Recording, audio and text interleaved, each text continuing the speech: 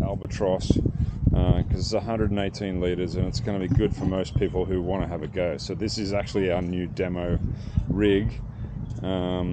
So if you want to actually try the foil drive, you can come into the shop and give it a shot. So this would probably be similar to the rig that we let you ride.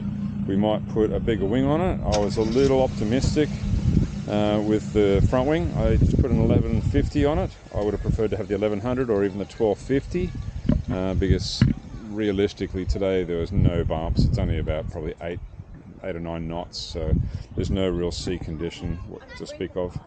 So the 1150 does have good lift, and once I got it up it was fine, but there's just nothing to propel it once the foil was working. So it's super easy to use. It certainly has more than enough power to get me up and foiling without any dramas. So and I've set it up to work as a foil assist, not as an e-foil. The difference being, if you set it up as an e-foil, then you kind of run the motor right down the bottom of the mast. But that's not what I want to use it for. I'm not particularly interested in e-foiling, but I do love downwind foiling and wave riding. So that's kind of what this is about. It's designed to get me out onto waves and then surf. So I've mounted the motor about 20 centimeters below the bottom of the board, which is kind of like the minimum. You'd want it further down realistically, and it was okay today because the waves are really small, so I didn't have too much problem with cavitation, which is when the propeller sucks air. But if it was 5 centimeters further down at like 25 centimeters like recommended, it would probably be easy.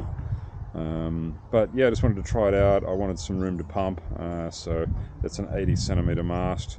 That probably would have been even better on a 93 if there had been bumps, but there were no bumps, so it was just a good day to trial it. So the controller that you hang on to is small, it just sits in your hand. It's a little trigger. You just pull the trigger and the motor goes. It just tells you on the screen exactly how much power you're using, and it does go pretty damn fast. So that works really well, no drama. The battery sits inside this little enclosure. It says 15% battery left after me thrashing around at full throttle for most of the time. But I think the experience could have been improved today by having a much bigger front wing. Would have been great, or having some waves to ride, which would have been even better. But not today. So it was a good experiment. It was a great test. I'm super stoked with it. It works well. I think there'd be absolutely no dramas with doing a downwinder and just using the assist to get me up onto the foil without the use of a paddle, without the use of a wing, and then downwinding just unencumbered really. So I'm pretty keen to give it a shot, and the next decent day I'll give it a crack, at least on a short run, and just find out how it goes. But yeah, very happy with it thus far. But if you want to come and have a look at it, it will be in our shop up in Balcatta.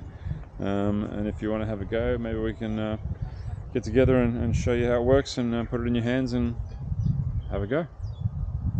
Anywho, there'll be more videos once I get my shit squared and we set it up properly.